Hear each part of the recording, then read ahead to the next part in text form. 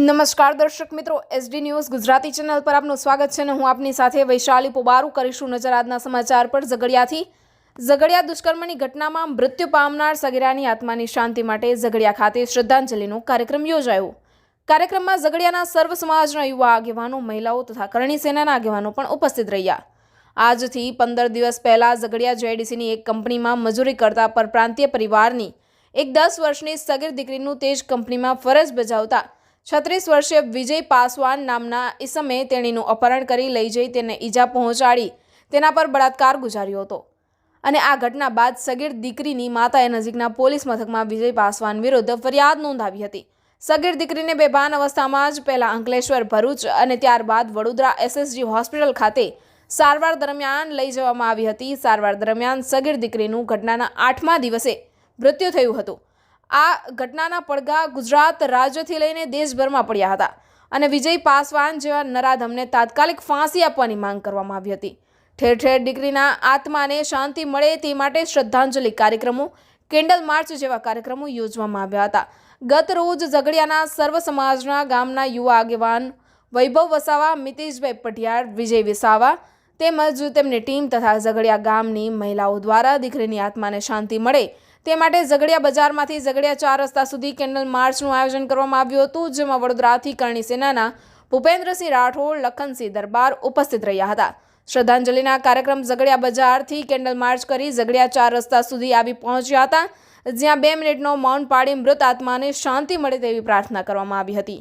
આ પ્રસંગે સેનાના મહેન્દ્રસિંહ રાઠોડે જણાવ્યું હતું કે આવી ઘટનાઓમાં સરકાર આંખ આડા કાન કરે છે। જો સરકાર 370ની કલમ હટાવી શકતી હોય, CAA, નોટબંધી જેવા કાયદાઓ લાગુ કરી શકતી હોય અને દેશની જનતા અસહ્ય પીડા સહન કરી સરકારને કાયદો ઘડવામાં જો સહકાર આપતી હોય તો મોટી મોટી વાતો કરે છે તે વલણ સ્પષ્ટ કરે। પ્રજા ફક્ત ન્યાય માંગી રહી છે। લખનસિંહ દરબાર દ્વારા જણાવ્યું હતું કે રાજ્યમાં પરિસ્થિતિ ખૂબ જ બગડી રહી છે, પરિસ્થિતિ ગંભીર બની રહી છે। હવે આવા દુરાચારીઓને જવાબ આપવા પડશે। પોલીસની રાહ જોવાની જરૂર નથી, ઘરમાં ઘૂસીને જવાબ આપવો પડશે તેમ જણાવ્યું હતું। Reporter Jayesh Prajapati, SD news Gujarati, Jhagadia ખાતે સમગ્ર ઝઘડિયાના સર્વ સમાજના લોકોએ જે પૂર્વ એક 9 વર્ષની બાળકી ઉપર જે ઘટના ઘટી હતી અને એ બાળકીનું મૃત્યુ થયું હતું, એના શ્રદ્ધાંજલિ રૂપી ઝઘડિયાના સર્વ સમાજના લોકોએ ભેગા થઈ એ દીકરીને શ્રદ્ધાંજલિ આપવા માટે આજે કાર્યક્રમ કર્યો અને આ સીધો મેસેજ સરકારને પહોંચે કે જે આંખ આડા કાન કરીને સરકાર બેઠી છે પૂર્ણ બહુમતીથી 156ના જ્યારે 162 કરી આપ્યા હોય અને દિવસે ઘટનાઓ ઓર વધતી જાય છે। ગઈકાલે પણ વાપીની અંદર ઘટના ઘટિત થઈ છે। એટલે વિચારો તમે, જેટલી સીટ વધે છે એટલી ઘટનાઓ ઘટિત થાય છે। તો આની પાછળ આંખ આડા કાન સરકાર કરે છે।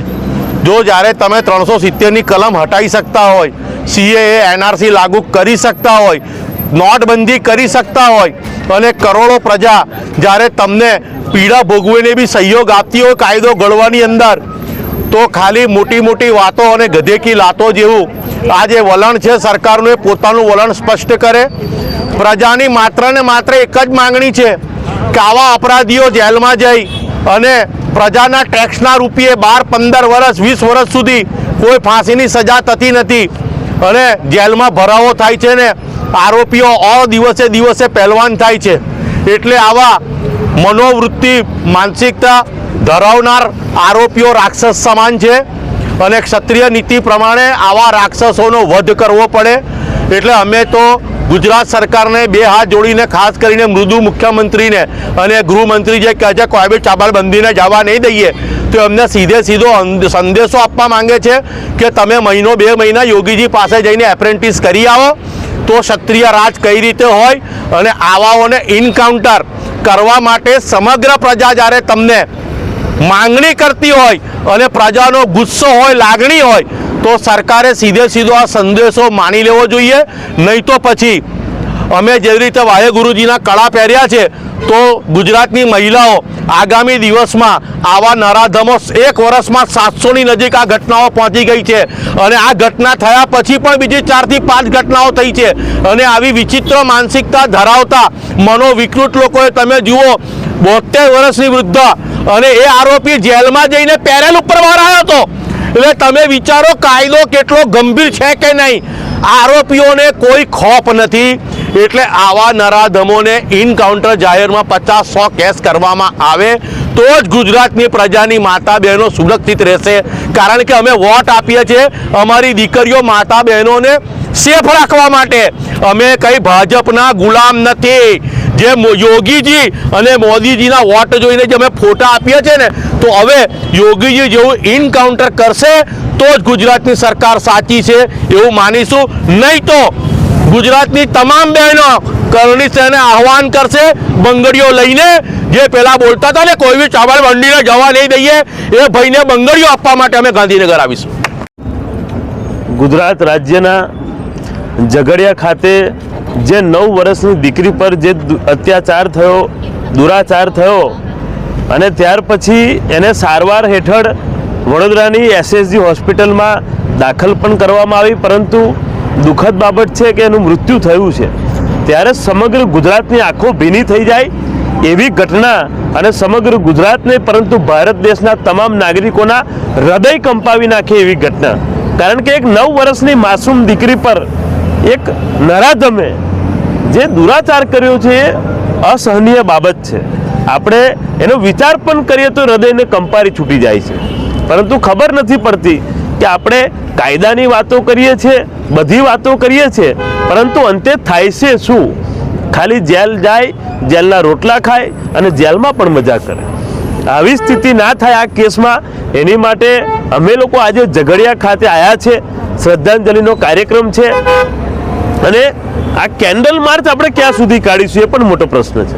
કારણ કે કેન્ડલ માર્ચ કાઢીને આખા ભારત દેશમાં જ્યારે પણ આવી ઘટના થાય એટલે કેન્ડલ માર્ચ કાઢવાની, પરંતુ એનો અર્થ નથી રહેતો. એટલા માટે કે શ્રદ્ધાંજલિ 100% આપવી પડે, પરંતુ કેન્ડલ માર્ચ વાળા થઈ ગયા છે આપણે.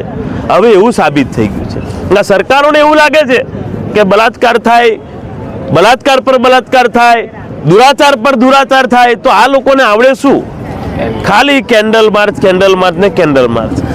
આ કરણી સેનાની ઢબ નથી. આ કેન્ડલ માર્ચ કરણી સેનાની ઢબ એ છે કે ઘરમાં ઘૂસીને જવાબ આપો.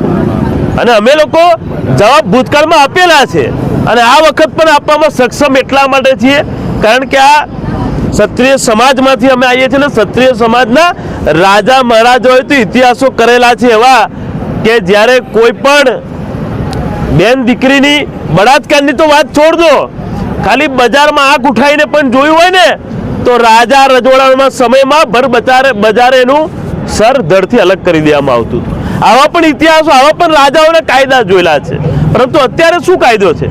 અત્યારે તો કાયદો બલાત્કાર થાય, નેતાઓ આવે, વાતો કરે, ફાસ્ટ્રેકમાં ચલાવીશું.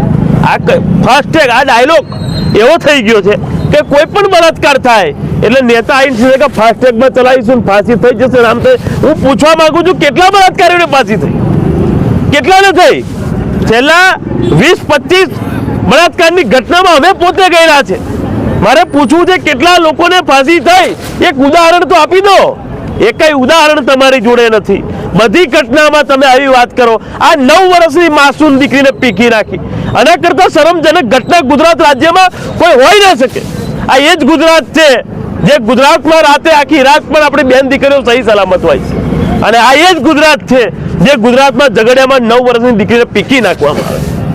પરિસ્થિતિ ખૂબ જ બગડી રહી છે, ગંભીર છે. આપણે સૌએ સમજવું પડશે.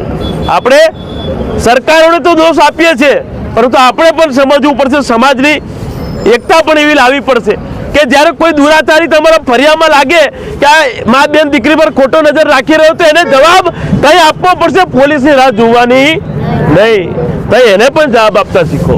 અને હું તમને એવું કહેવા માંગુ છું, આજે ઝઘડિયાની ધરતી પર આવ્યા છીએ તો ઝઘડિયાના મારા એક યુવાનને કહેવા માંગુ છું કે ભવિષ્યમાં કોઈ પણ જગ્યાએ કોઈ પણ નરાધમ કે કોઈ પણ દુરાચારી, કોઈ પણ આપણા સમાજની, સર્વ સમાજની કોઈ પણ મા બેન દીકરી પર જો ખોટી નજર રાખે ને તો ઝઘડિયા પોલીસ કે ભરૂચ પોલીસ પહોંચે એની પહેલા એના યુવાનો થઈ જઈને મેથી પાક આપી દે એવું આજે વતન લેવા માટે આવ્યા છે. કારણ કે પોલીસ તો પોતાનું કામ કરે છે, પરંતુ જ્યારે કાયદાની વાત આવે છે કાયદાની ઉપરવટ નહીં જઈ શકતા. પરંતુ સરકારે પોલીસને ઓર્ડર આપવો પડશે. હવે સરકારે પોલીસને છૂટો દોર આપવો પડશે. આ ગુજરાતની પોલીસ છે. આ ગુજરાતની પોલીસ જ્યારે વિદેશોમાં જઈને જ્યારે ક્રિમિનલોને ઉઠાઈ લાવતી હોય એ પાવર ગુજરાત પોલીસમાં જ છે, પરંતુ ગુજરાત પોલીસને સરકારે બાંધી રાખેલી છે. આ ગુજરાત પોલીસને જો 24 કલાકની છુટ્ટી મળી જાય સરકાર તરફથી તો હું નથી માનતો કે કોઈના પણ મનમાં એવો વિચાર આવે કે એની છેડતી પણ કરું કોઈ દીકરીની. એટલી પણ તાકાત નથી. આ ગુજરાત પોલીસ એટલી સક્ષમ છે, પરંતુ એમને છૂટો દોર નથી આપવામાં આવતો. હું એટલું ચોક્કસથી કહેવા માંગુ છું કે આજે આ શ્રદ્ધાંજલિ ખૂબ જ દુઃખદ શ્રદ્ધાંજલિ છે, અને આવીને આવી શ્રદ્ધાંજલિ આપણે આપ્યા કરીશું તો એનો કોઈ અર્થ એટલા માટે નથી રહેતો કારણ કે આવી ઘટના આપણે બંધ કરાવી છે, ચાલુ નથી રખાવી. હું માતાજીને પણ પ્રાર્થના કરું છું કે આવી ઘટના ઉપર સદંતરે બંધ થાય અને આવા નરાધમોને ફાંસી મળે, એન્કાઉન્ટર થાય. પરંતુ આવા નરાધમો જે 9 વર્ષની દીકરીને પીખી નાખતા હોય એવા નરાધમ લુખ્ખાઓને આ ધરતી પર રહેવાનો કોઈ અધિકાર રહેતો નથી. એટલા માટે આવા લોકોનું એન્કાઉન્ટર થાય અને ગુજરાત સરકાર અમારી જાબાજ ગુજરાત પોલીસને છૂટ આપે અને 24 કલાકમાં અમારી પોલીસ 100% રિઝલ્ટ આપશે. એટલું ચોક્કસથી કહેવા માંગુ છું. જય ભવાની.